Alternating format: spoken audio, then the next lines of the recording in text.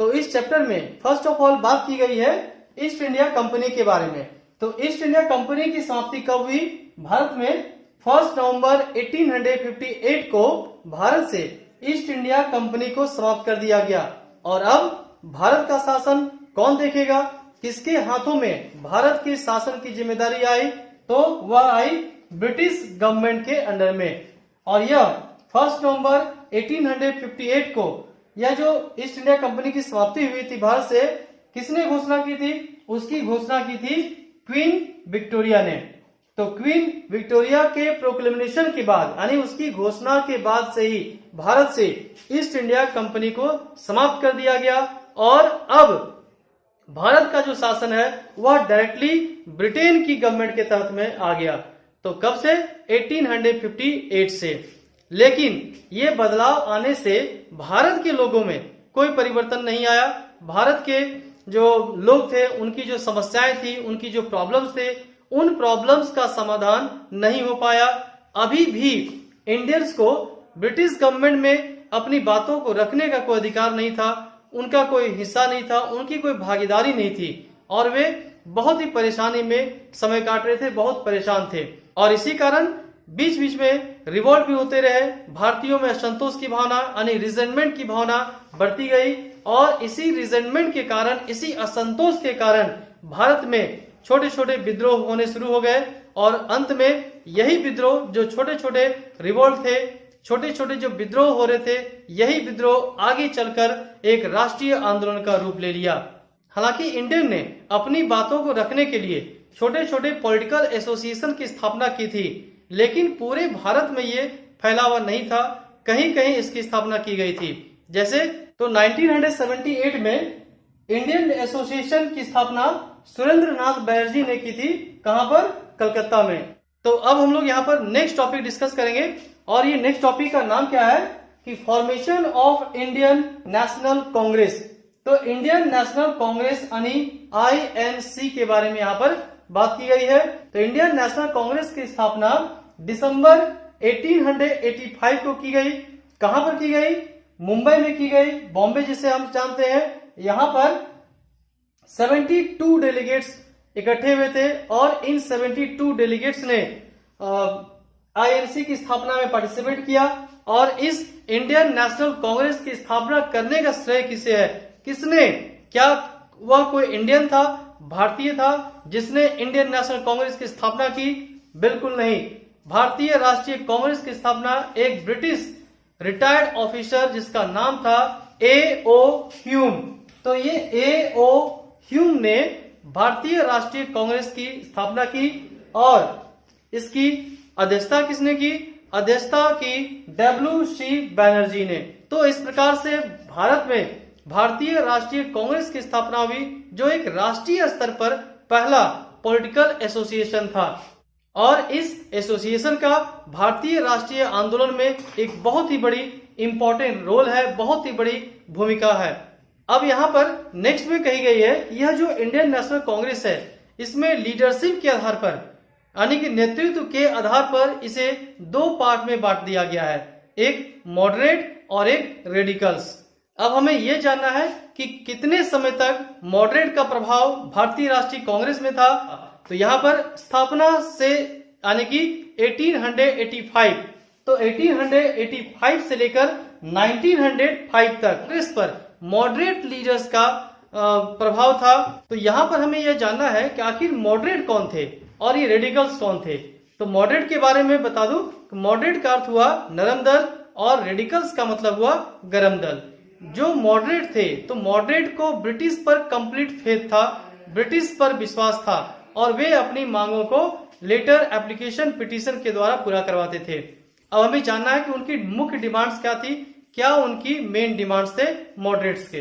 तो उनकी मुख्य डिमांड्स क्या थी मॉडरेट्स की कि वे चाहते थे कि हैव रिप्रेजेंटेटिव इंस्टीट्यूशंस, यानी कि एक प्रतिनिधि संस्थाएं होनी चाहिए जो पूरे कंट्री में हो ताकि लोगों का कल्याण हो सके। तो रिप्रेजेंटेटिव इंस्टीट्यूशंस की मांग थी। नेक्स्ट मांग थी create provincial legislative council in all provinces, यानी कि जितने सारे प्रोविंसेस थे वहां पर प्रोविंशियल लेजिस्लेटिव काउंसिल की स्थापना करने के पक्ष में थे। नेक्स्ट वन था कि recruit Indian for higher positions in the administration, यानी कि एडमिनिस्ट्रेशन में, प्रशासन में भारतीयों को भी हायर पोजीशन पर नियुक्त किया जाए।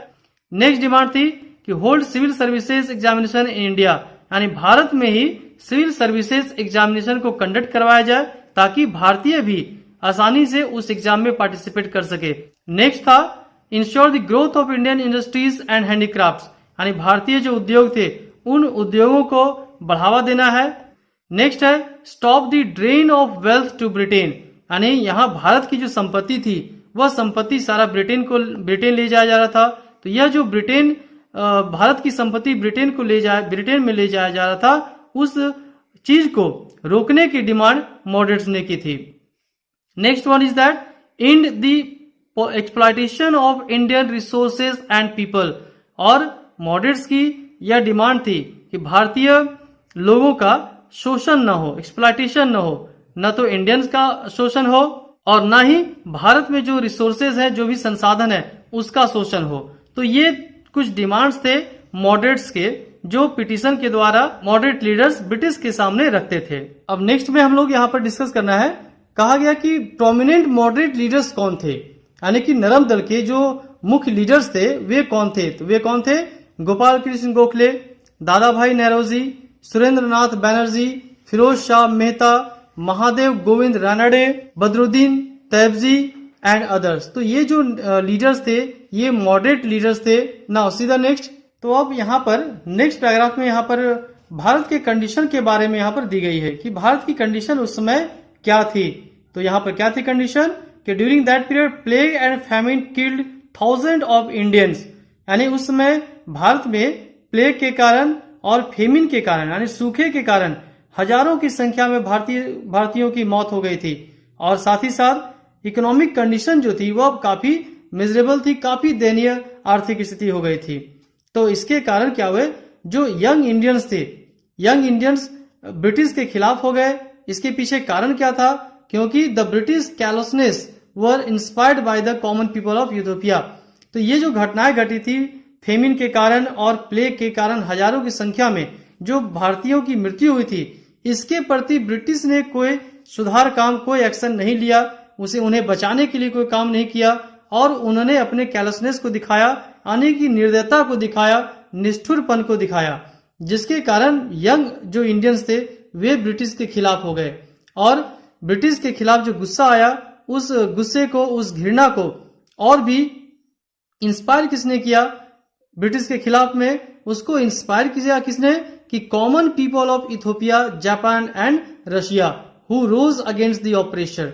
तो यहाँ पर जो आम जनता थी यूथोपिया की, जापान और रशिया, जिन्होंने ऑलरेडी शोषणकर्ताओं के विरुद्ध अपनी आवाज को उठाया, अपने सिर को उठाया, तो इसी से भारतीय युवा भी इंस्पायर हुए ब्रिटिश के खिलाफ आवाज उठाने के लिए। तो यहाँ पर इसको कही गई है। नेक्स्ट में यहाँ पर अरविंदो घोष, लाला लाजपत राय, बाल गंगाधर तिलक एंड बिपिन चंद्र पाल, जिसे कॉमनली हम लोग लाल बाल पाल के नाम से जानते हैं, ये तीन नेता emerge as a new leaders, यानी कि नए नेता के रूप में, नए लीडर्स के रूप में भारतीय राजनीति में उभरे। और इन्हें क्या कहा गया? इन्हें रेडिकल्स कहा गया, यानी कि ये गरम दल के नाम से जाने गए। अब इनका विश्वास किन पर था? They did not believe in appeals. जिस प्रकार से मॉडरेट का विश्वास, यानी जो नरम दल के लीडर्स थे कांग्रेस के, उनका क्या विश्वास था? हम लोगों ने डिस्कस किया अपील पर। वे ब्रिटिश से अपील करते थे, लेकिन रेडिकल्स अपील पर विश्वास नहीं करते थे। दे बिलीव्ड इन एक्शन, जबकि और उनका विश्वास किस पर था? उनका विश्वास था एक्शन पर, कि हमें ब्रिटिश से भीख नहीं मांगनी है, ब्रिटिश से हम अपील नहीं करेंगे, बल्कि हम उसके खिलाफ में एक्शन लेंगे, उनके खिलाफ में प्रोटेस्ट करेंगे, हड़ताल करेंगे और स्लोगन का सहारा लेंगे। और they propagated Indian culture and Hinduism, और इन रेडिकल्स ने भारतीय संस्कृति को बढ़ावा दिया, भारतीय कल्चर को बढ़ावा दिया। नेक्स्ट पार्ट में हम लोग डिस्कस करेंगे पार्टीशन ऑफ बंगाल टॉपिक से। पार्टीशन ऑफ बंगाल यानी कि बंगाल का विभाजन। तो नाउ लेट्स डिस्कस। तो यहाँ पर हुआ क्या था? एक्चुअली जो नेशनल मूवमेंट यानी कि जो राष्ट्रीय आंदोलन चल रहे थे, इस राष्ट्रीय आंदोलन से, इस नेशनल मूवमेंट से ब्रिटिश काफी घबरा चुकी थी। और अब ब्रिटिश चाहती थी कि इस नेशनल मूवमेंट जो चल रही है, लगातार परेशान कर रही है, इस नेशनल मूवमेंट को कमजोर किया जाए। अब सवाल यह था कि आखिर नेशनल मूवमेंट को कमजोर कैसे किया जाए, तो इसके लिए हिंदू मुस्लिम की एकता को तोड़ना जरूरी था। और इसीलिए ब्रिटिश गवर्नमेंट ने यह निर्णय लिया कि किसी भी प्रकार से हिंदू मुस्लिम की एकता को तोड़ना है, और इसके लिए ब्रिटिश ने सहारा किसका लिया? सहारा लिया बंगाल के विभाजन का, यानी कि पार्टीशन ऑफ बंगाल का। तो यहां पर धर्म के नाम पर बंगाल को विभाजन करने की साजिश रची गई ताकि हिंदू मुस्लिम एकता में दरार पड़ जाए, और इसी हिंदू मुस्लिम एकता पर प्रहार किया गया, अटैक किया गया ब्रिटिश द्वारा, और इसी नियत से बंगाल को विभाजन करने का काम किया गया। यहां पर लॉर्ड कर्जन ने जुलाई 1905 में, कब? जुलाई 1905 में एक ऑर्डर जारी किया, एक ऑर्डर इशू किया, जिसके द्वारा बंगाल को विभाजित कर दिया गया, बंगाल का विभाजन कर दिया गया। लेकिन यहां पर एक क्वेश्चन अराइज होता है, सवाल उठता है कि आखिर इसके पीछे क्या कारण था? ऑफिशियल रीजन जो कुछ है वो तो देना होगा, क्यों बंगाल का विभाजन कर दिया गया। तो इसके लिए ऑफिशियल रीजन दी गई, 2 ऑफिशियल रीजन यहां पर दी गई। पहला क्या? तो ब्रिटिश ने कहा कि चूंकि बंगाल का जो एरिया है यह काफी बड़ा है, यह प्रोविंस जो है काफी बड़ा है, इस पर शासन करना बहुत ही मुश्किल होता है, एडमिनिस्ट्रेशन को चलाना काफी मुश्किल है। तो फर्स्ट पॉइंट में क्या है कि डिफिकल्ट टू रूल। तो यहाँ पर इतने बड़े प्रोविंस में शासन करना, रूल चलाना काफी मुश्किल का काम है। एंड सेकेंड कॉज दिया गया कि difficult to collect the revenue, यानी यहाँ पर इतने बड़े प्रोविंस में रेवेन्यू को कलेक्ट करने में भी काफी परेशानी आती है, और यही 2 कारण दिया गया कि इसी के कारण बंगाल का विभाजन किया जाएगा, और बंगाल का विभाजन फाइनली कर दिया गया। लेकिन इंडियन को मालूम था कि यह तो केवल दिखावे के लिए है, ये कोई कारण नहीं था। मेन कारण ये था कि किसी तरह से हिंदू मुस्लिम की एकता को तोड़ दिया जाए, ताकि नेशनल मूवमेंट जो हो रहा था, इस नेशनल मूवमेंट को कम किया जाए। तो इसके पीछे यह एक्चुअल कॉज था। अब हम लोग डिस्कस करते हैं कि बंगाल का जब विभाजन कर दिया गया तो रिएक्शन क्या हुआ। तो रिएक्शन ये हुआ कि जिस दिन बंगाल का विभाजन किया गया, वह दिन डे ऑफ मॉर्निंग, यानी कि शोक के दिवस के रूप में सेलिब्रेट किया गया, मनाया गया। और इसके बाद जो रेडिकल्स थे, यानी जो गरम दल के लोग थे, उन लोगों ने 3 प्रोग्राम्स पर ज्यादा विशेषकर जोर दिया। वे 3 प्रोग्राम्स क्या थे? स्वदेशी, यानी कि स्वदेशी का यूज करना है, और बायकॉट यानी बहिष्कार की नीति को अपनाना है, और नेशनल एजुकेशन यानी कि राष्ट्रीय शिक्षा को बढ़ावा देना है। तो इन 3 प्रोग्राम्स को रेडिकल्स ने स्वराज को प्राप्त करने के लिए, स्वराज को अचीव करने के लिए इसको एडॉप्ट किया। नेक्स्ट यहाँ पर एक स्लोगन दी गई है कि Swaraj is my birth right and I shall have it. यहाँ पर बाल गंगाधर तिलक ने एक स्लोगन दिया था कि स्वराज हमारा जन्मसिद्ध अधिकार है और इसे हम लेकर रहेंगे। तो ये बाल गंगाधर तिलक ने यह जो नारा दिया कि स्वराज हमारा बर्थ राइट है, जन्मसिद्ध अधिकार है, इससे लोगों में बहुत जोश आया। तो यहाँ पर स्वराज को प्राप्त करने के लिए लोगों को उत्साहित किए, किन्होंने? बाल गंगाधर तिलक ने अपने नारों के, अपने स्लोगन्स के माध्यम से, अपने नारों के माध्यम से। नाउ सीधा नेक्स्ट ईयर कि अब यहाँ पर आगे कही गई है कि इस मूवमेंट में स्टूडेंट्स का बहुत ही बड़ा रोल है। तो उन लोगों ने बहिष्कार तो किया ही, बायकॉट का प्रोग्राम को सक्सेसफुल तो बनाया ही, साथ ही साथ जो दुकानें थी जहां पर विदेशी वस्तुओं को बेचा जाता था, फॉरेन गुड्स को जहां पर बेची जाती थी, सेलिंग की जाती थी, वहां पर उन लोगों ने धरना भी शुरू कर दिया, धरना प्रदर्शन देना स्टार्ट किया। और इस धरने प्रदर्शन में महिलाओं ने भी हिस्सा लिया था। महिलाओं की भी बहुत बड़ी भूमिका इस आंदोलन में, इस स्वराज प्राप्ति के आंदोलन में बहुत बड़ी भूमिका महिलाओं की भी थी। नाउ सी हियर, यहां पर देखिए 2 कंडीशंस यहां पर दिया गया है। फर्स्ट वन, बंगाल इन 1904। तो 1904 में बंगाल की क्या कंडीशन थी? ये पूरा एरिया बंगाल में आता था। नेक्स्ट है बंगाल फ्रॉम 1905 टू 1911, यानी जब बंगाल को डिवाइड कर दिया गया, बंगाल का पार्टीशन कर दिया गया, विभाजन कर दिया गया, उसके बाद क्या कंडीशन बंगाल की थी? तो बंगाल का एरिया एक ईस्टर्न बंगाल बना और ये वेस्ट बंगाल के नाम से जाना गया। तो ये कब तक था? 1905 से 1911 तक। Now see the next page. यहाँ फर्स्ट लाइन में it has been told that the radical group among the Congress encourage, जो कांग्रेस में गरम दल के नेता थे उन लोगों ने किन चीजों को प्रोत्साहन दिया, इंकरेज किया, उत्साहित किया। तो यहां पर देखिए 4 points, it has been given 4 points here. तो first one is that love for swadeshi goods, यानी रेडिकल्स ने स्वदेशी चीजों से प्यार करने के लिए कहा, यानी स्वदेशी चीजों को यूज करना है, उससे लगाव रखना है। नेक्स्ट है फॉरेन गुड जो है उसके बहिष्कार में जो प्रोसेसन निकलता है, जो रैलियां निकलती है, उन रैली में बड़े पैमाने पर पार्टिसिपेशन करने के लिए, यानी भाग लेने के लिए, हिस्सा लेने के लिए भी रेडिकल्स ने आह्वान किया लोगों को, कहा कि आप भी पार्टिसिपेट करें। नेक्स्ट है boycott of government services, schools and colleges. तो रेडिकल्स ने कहा कि जो भी गवर्नमेंट जॉब करते हैं, जो भी ब्रिटिश गवर्नमेंट के अंदर में काम करते हैं, नौकरी करते हैं, वे नौकरी को छोड़ दें, सर्विस छोड़ दें। जो गवर्नमेंट जो स्कूल्स है उन स्कूल्स को छोड़ देना है, उनका बहिष्कार करना है, और कॉलेजेस का बहिष्कार करना है। नेक्स्ट है surrender of titles conferred by the British, यानी कि अंग्रेजों ने बहुत सारे भारतीयों को टाइटल्स दिए थे, उपाधियां दी थी, तो उन उपाधियों को वापस करना था, उन उपाधियों को वापस ब्रिटिश को दे देना है, और इन तरीकों से ब्रिटिश का विरोध करना है, ब्रिटिश का अपोज करना है। Now see the next. धीरे धीरे यह जो स्वदेशी आंदोलन की शुरुआत हुई थी, यह मूवमेंट बंगाल से महाराष्ट्र तक फैल गया, और महाराष्ट्र से लेकर फिर पंजाब तक भी फैला। अब जब देखा गया कि यह मूवमेंट काफी तेज गति से आगे बढ़ रही है, तो गवर्नमेंट ने क्या रिएक्शन किया, गवर्नमेंट ने क्या एक्शन लिया, ब्रिटिश गवर्नमेंट ने? तो the British government suppress the movement, यानी इस मूवमेंट को बुरी तरह से कुचलना शुरू किया। इसी समय में 1906 में कलकत्ता में कांग्रेस का एक सेशन हुआ, यानी कांग्रेस का सम्मेलन हुआ, जिसकी अध्यक्षता की थी किसने? दादा भाई नौरोजी ने। कब? 1906 में। यहां पर क्या हुआ?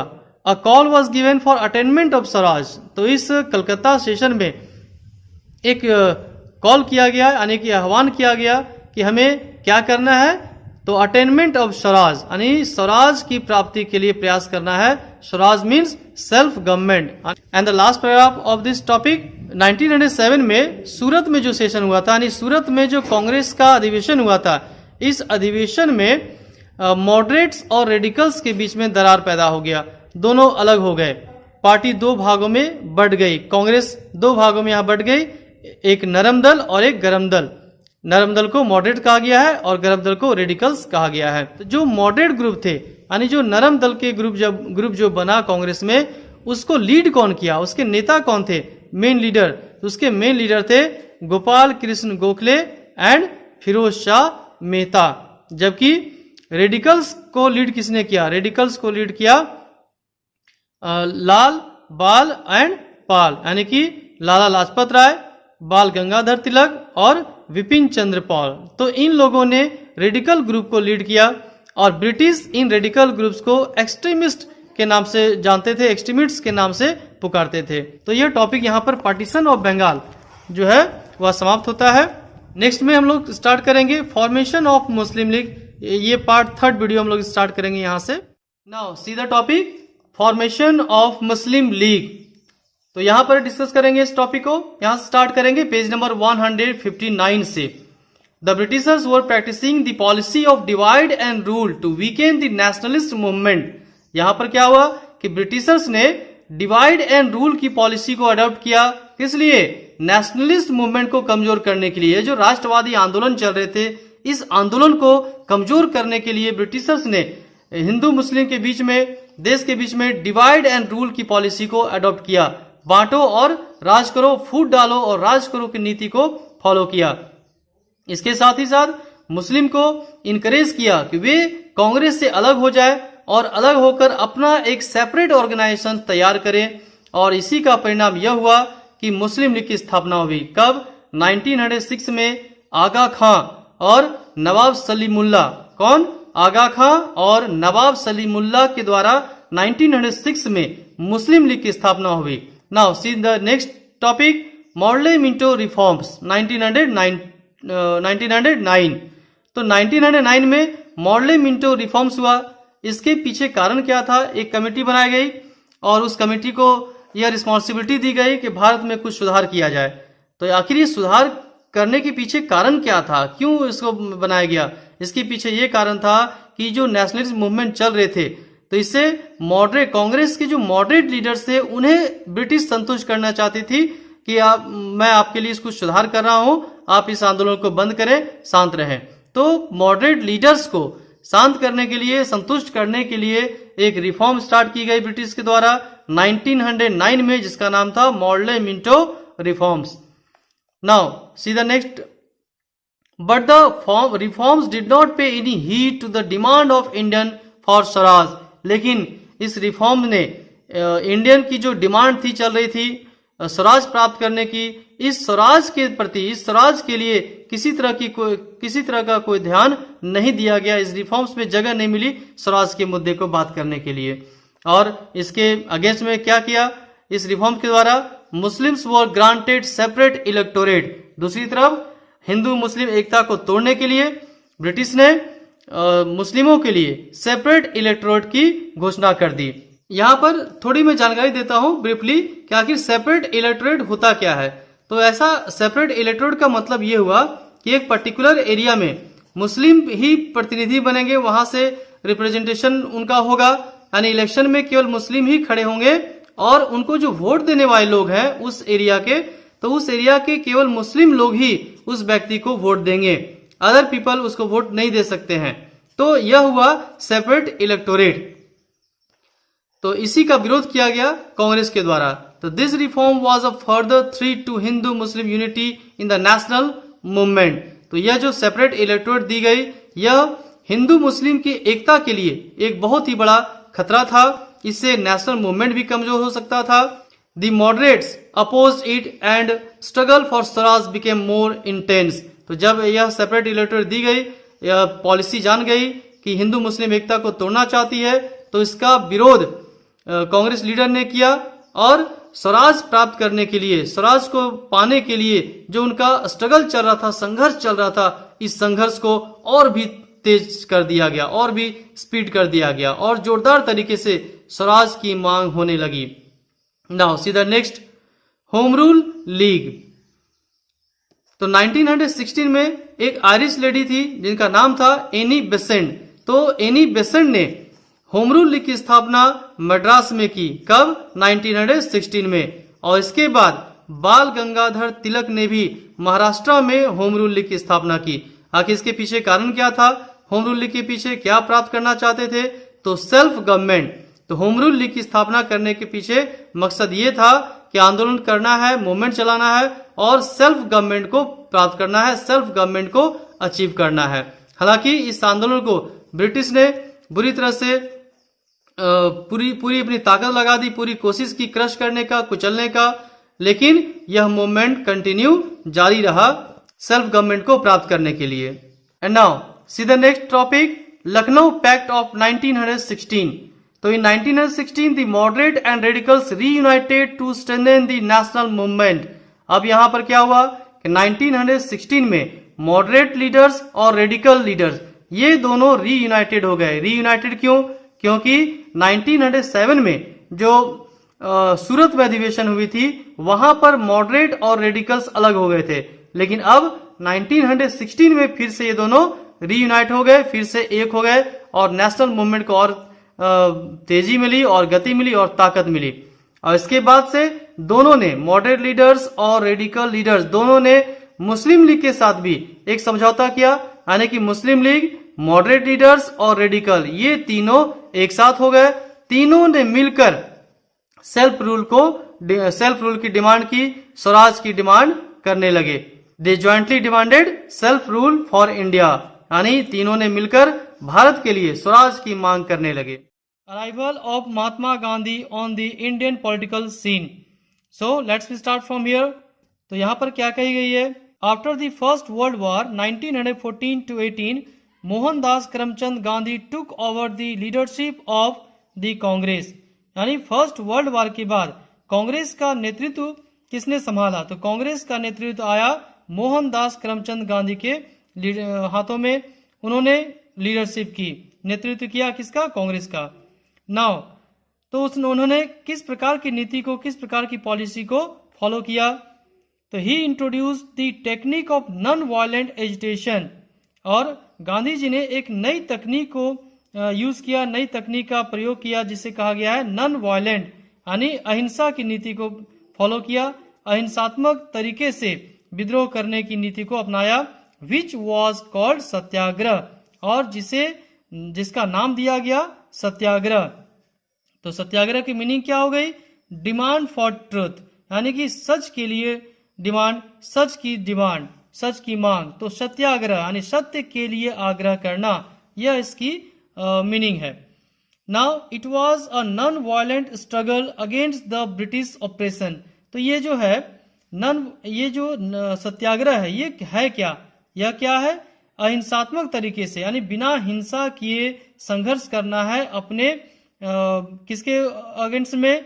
जो हमारा शोषण करते हो, जो हमारे ऊपर अत्याचार करता है, तो उसके ऊपर विद्रोह करना है, उसके खिलाफ में हमें आवाज उठानी है, विद्रोह करनी है। लेकिन कंडीशन क्या है? What is the condition?